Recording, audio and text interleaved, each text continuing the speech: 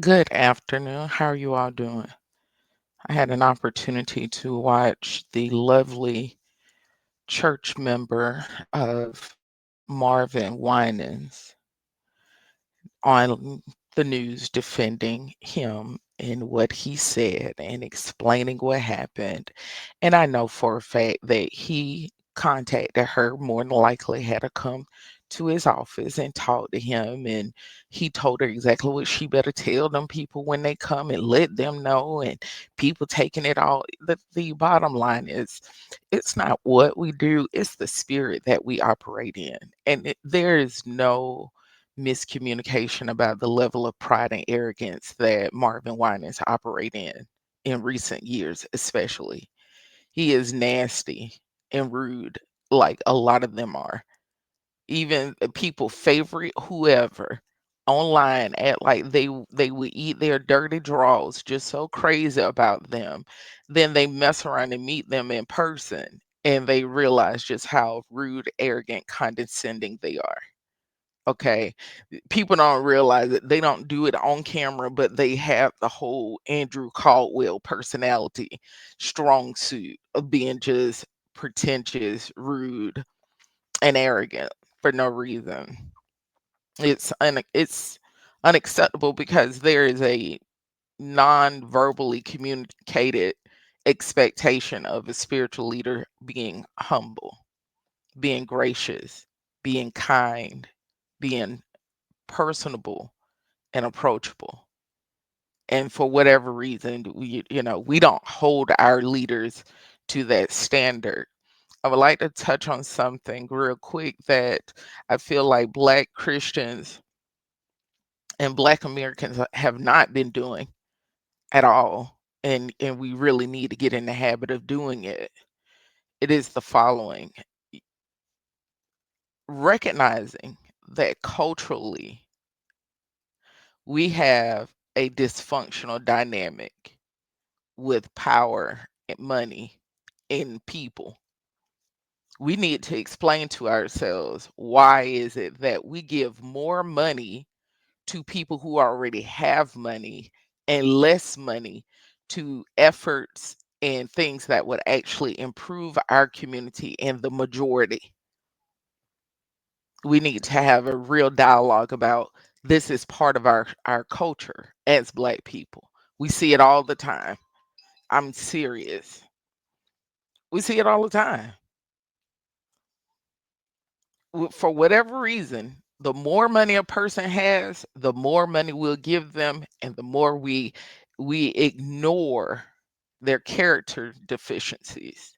That doesn't say a lot about the leader because the leader understands this truth and recognizes this truth and exploits it for their financial gain. It says a lot about the majority of our culture who are doing it and don't recognize it. Better yet, won't change it. Another thing, when it comes to supporting leaders, your support of anyone should not entail of you upholding any inappropriate behavior at all. I have to acknowledge that sometimes I feel like this dynamic we have going on culturally goes all the way back to the plantation. I really do. I think that's how it ingrained it is into our culture. It's because its origin of power and the power dynamics that are most familiar to Black Americans historically. It is the dynamic of the slaveholder with the enslaved, with the captured, with those who were kidnapped, those who are prisoners of war. That's the dynamic that is baseline for us as African Americans who are descendants of slaves. You see, the slaveholder had all the money, they had all the power. We work, we are out there in the fields. What the commodity of cotton or rice or indigo, right? That we're doing all the labor to get it. all the labor to sustain it, the agriculture. We understand it. We understand soil. So we have a body of knowledge. We have work ethic, and we're doing production at the same time. And the bulk of everything that he acquires financially, it comes directly from the work, effort, knowledge, understanding of the enslaved. And then we gave that to the slaveholder, and he make money off of it. So we continuously continue this pattern of still getting someone rich who are not doing anything to benefit the majority, who are the people who are actually generating the wealth for him or her. There were more enslaved people on those plantations than there were owners and enslavers. They were the minority, but the majority gave their everything, blood, sweat, tears, efforts, knowledge to them for them to get rich. And we're still doing the same thing with our leaders. It's so ingrained in us. We don't know any better. We'll fight somebody, we'll stab somebody if they say something about our favorite leaders. We were the same way on the plantations. We would fight people, jump on people, tell on people if they said anything about the enslaver. If they talked back about the enslaver, we would scold them and get them back in line and remind them of how much the enslaver did for us and how good they are. We do the same thing now for people who are not doing anything for us. They look like us, but that doesn't change their heart and the model that they're working from. They're still using the enslaver's handbook. They're still doing it. They understand oppressing us mentally and exploiting us financially. They still using his handbook. That's more evident than ever when it comes down to these churches. There is no way you can ignore that these churches are not doing what they're supposed to do. You have decades, generations of people pouring their hard earned money into those ministries. And what do you have to show for it? What? They send you out to go tell the government to change. Go tell the government to do it. Go tell the government the church is no longer influencing the government no more. The Church of England created the very first welfare system. They did. They Queen Elizabeth the First went along with it because she already saw a model that the church was already doing that she knew would be beneficial for her people who needed help. And that same model, it was part of the New Deal. That's what it rests on. The church influencing government. Centuries later, it influenced the government, the American government. And the churches we have, they're not influencing no governments. Show me the evidence of the church influence in government right now with what we have going on. There was a time in this country when pastors would speak up and speak out up there on the hill. They got to moving. They knew for a fact that they're not playing with us because the church leaders are speaking out and they were the face and the voice of the people. The government not afraid of what the church have to say when you have scandal after scandal, problem after problem, lust after lust. No. Last weekend, I went to a benefit dinner. It was basically it's the political fundraiser dinner. I mean, it is what it is. I call it what it is. It's a political fundraiser dinner we went to, right? And we're sitting at the table with these particular people, and we were having a conversation about how important faith is as we navigate these turbulent times, right? We're having a real conversation about it.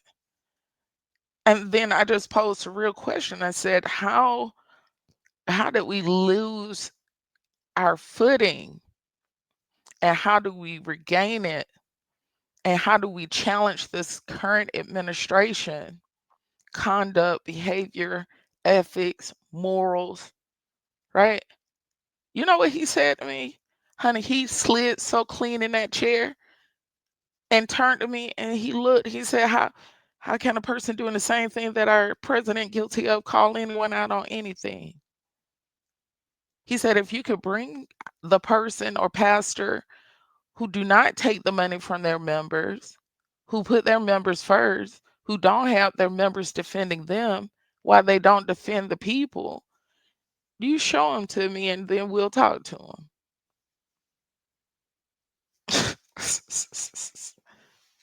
He said the church can't say anything about the current administration because they are just as morally depraved and bankrupt as he is. He's not going to take that seriously. He knows money. He knows a con man. He is a con man. He know running game because he run game. So they can't walk up to him and tell him nothing. He already know because they do the same thing to their people, and they all have blind followers. They all have blind followers. That was his exact words. He said they all have blind followers. So they don't have a voice when they do the same thing. And then lo and behold, I look up and the current president talking about he gonna get 200 and something million out of the DOJ, basically fleecing the money to put it in his own pocket. I thought to myself, well, yeah, he was right. That is something a pastor would do. Take the money out of the people money and talk about that's his money. He entitled to it. They've been doing the same thing. They can't say anything. He is right. What can I say? What can we say? Nothing. Nothing at all. And I'm just in a position right now that um I do believe some within our community are starting to realize that we have to have hard conversations, because they're realizing those who's supposed to support us and protect us have not been doing so for a very long time, and they're definitely not doing it now. And they are so weak. They are so weak. They can't stand to speak truth to power. They don't have it in them. Hold on one second. I'll call her back. With that said, what do we do next? You know, what do we do next? We have to take those who are willing to do the right thing and speak truth to power, because I already see it. Our leaders who are really going to break the ceiling and really get some stuff done and really impact government. I don't know if you all know that or not. Prophets and apostles, they impact governmental systems. That is the grace and anointing that's on their lives. The real prophets and the real apostles. That's they have power to influence systems. They have the power to influence governments. And it's going to be very clear that the little cliques, the little crews, who know who, the backdoor dealing, the all boys club, nobody takes them serious who are in places of influence because they already know they're for sale. But they're going to come from obscurity. Those are the ones who are going to get the respect of systems, politics, and higher levels of people. Those are the people they will actually listen to because they have too much evidence and proof that what the black community been giving their money to and what they've been supporting, they didn't want better for themselves. Unfortunately, when it comes to Christianity, they didn't hold their own leaders accountable to do better and do something different. They didn't do it. And if you can't do it with your own leaders, you don't have the right. I'm serious. You don't have the right, and you're not in a position to say anything to anyone right now. And they're right. You don't. You can't throw rocks living in a glass house. You talking about how he lie, how he steal, how he scheme, how his followers are stupid. They believe anything he say. Look around at our black church leaders. Look around you. You didn't hold them to a standard to invest anything in your community. Nothing. All of that money, y'all come in and out with your nice little cars and everything. Where is the evidence? Where is the evidence of your church fulfilling or your pastor fulfilling scriptural text when it comes to leadership? Where is it? Where is it? It doesn't exist. You know why it doesn't exist? You didn't hold a mandate, a standard there, a demand there. You didn't do it. And they've gotten away with this for so long, they're not going to change. A leader will only do what their followers allow them to do. All you're going to do is have a gossip session about them online, and then just go and do it again. And you don't understand that it has led to moral decay. We're not looked at as people who are the moral standard. We were the moral standard in this country. We were the standard for outreach. We were the standard for philanthropy. We were the standard for community engagement. We were the standard when it came to children. We were the standard when it came to seniors. And now, not at all.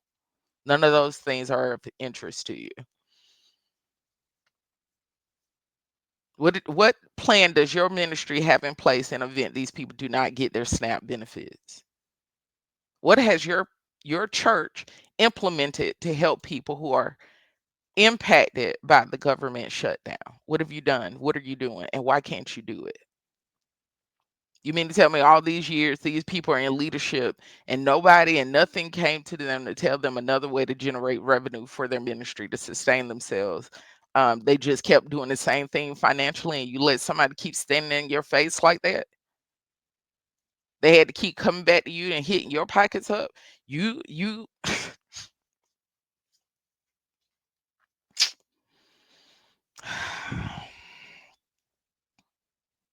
I'm not gonna, I'm not, I'm just not. It doesn't do any good to say anything sometimes. And you know, I don't know what else to tell you all, but you do have to assume responsibility for the state of the Black community and the state of the Black church. It rests on the members because you all have allowed this. You did not hold them accountable, even though the Lord in his divine providence every time kept exposing their dirt, kept exposing their wrong, and you wanted to continue this culture of depravity. And you expect something good to come out of it, and it just get worse and worse and worse to the point now at a national level, nobody takes you seriously. Nobody. Because you allow this mess and then want to be throwing rocks in a glass house. Make it make sense.